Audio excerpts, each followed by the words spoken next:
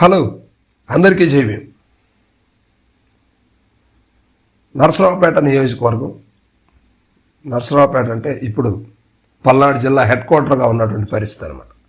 So ఇక్కడ 20 ఏళ్ల తర్వాత టీడీపీ గెలిచిందని చెప్పుకోవచ్చు. గతంలో ఎప్పుడో కోడెల శివప్రసాద్ గారు ఇక్కడ ఉన్నప్పుడు టీడీపీ గెలిచింది. ఆ తర్వాత కంటిన్యూగా కాంగ్రెస్ ప్రభుత్వం 3 సార్లు వైఎస్ఆర్సీపీ గెలుస్తూ వచ్చిందనమాట.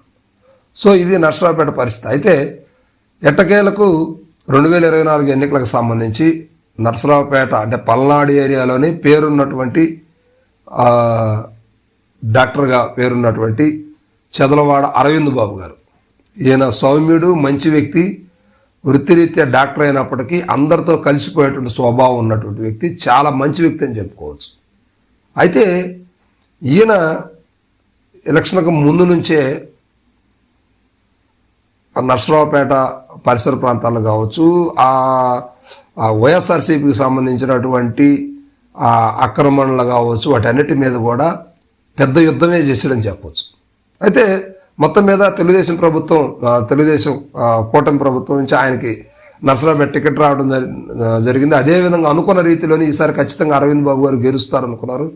20 ఏళ్ల తర్వాత టీడీపీ జెండా నరసరావుపేటలో ఎగరవేయడం జరిగింది. అది కేవలం అరవింద్ బాబు గారి ముఖం చూసే ఓట్లేసి ప్రజలు ఆదరించారనేది ఇప్పుడు కూడా నరసరావుపేటలో నడుస్తున్నటువంటి వార్త అనమాట.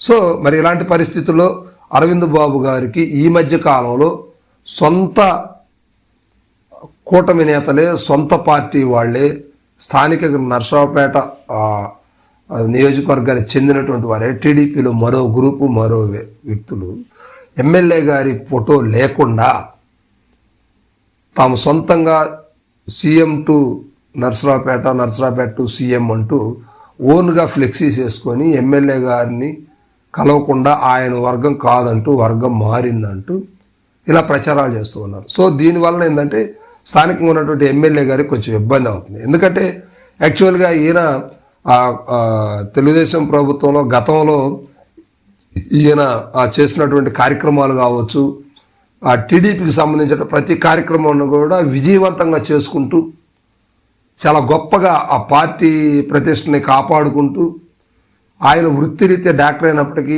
ఆయన వృత్తిపరంగా కూడా ప్రజలకు పార్టీతో పని లేకుండా సహాయ సహకారాలు అందిస్తూ ఆయన నడుస్తూ ఉన్నారు నరసరావుపేటలో. మరి ఇలాంటి పరిస్థితుల్లో సొంత పార్టీలోనే వ్యతిరేకత అనేది ఆయన మీద రావటం అనేది కొంచెం ఆశ్చర్యంగానే ఉంది. ఎందుకంటే ఆయన కూటమి నేతల్లో కొంతమంది ఈయన్ని కమ్యూనిటీ అంటే కులాలకు సంబంధించినటువంటి విషయాల్లో ఆయన అనగదొక్కాలనే ప్రయత్నం గతం నుంచి కూడా జరుగుతూ ఉంది.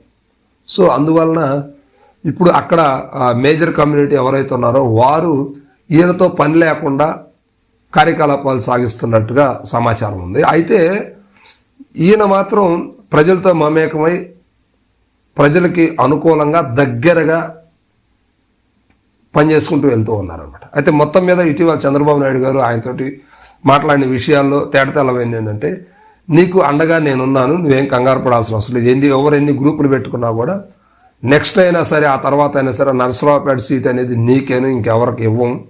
గతంలో శివప్రసాద్ గారు, కోడెల శివప్రసాద్ గారు ఉన్నారు, ఆయన ఆశయ సాధనలో ఆయన కొరకు మరలా మేము ఒక గట్టి క్యాండిడేట్ని చూస్తున్నప్పుడు మీరే ఉన్నారు కనుక ఖచ్చితంగా మీకే అవకాశం ఉంటుంది అంటూ చంద్రబాబు నాయుడు గారు చెప్పడంతో దీనికి కథ సుఖాంతమైందని చెప్పుకోవచ్చు. కానీ కూటమిలోని 2వ వర్గం నరసరావుపేటలో అలా ఉండటం వలన పార్టీకి కొంత ఇబ్బందికరమైన పరిస్థితులు అయితే ఉంది. దీన్ని పార్టీ అధినాయకత్వం సరిచేసుకోవాల్సిందిగా ఎమ్మెల్యే గారు చెప్తున్నారు. అదేవిధంగా ఎమ్మెల్యే అనుచరు వర్గం కూడా ఆయన మంచి వ్యక్తిని ఇబ్బంది పెట్టే కార్యక్రమాలు చేయటం వల్ల అధిష్టానానికి అది ఇబ్బందికరంగా మారుతుంది కనుక అధిష్టానం కలుగు చేసుకొని వారిని కలిపి ఒకే గ్రూప్గా చేయాల్సిందని కోరుకుంటున్నారు. సో ఇది మొత్తానికి నరసరావుపేట టీడీపీ స్టేటస్.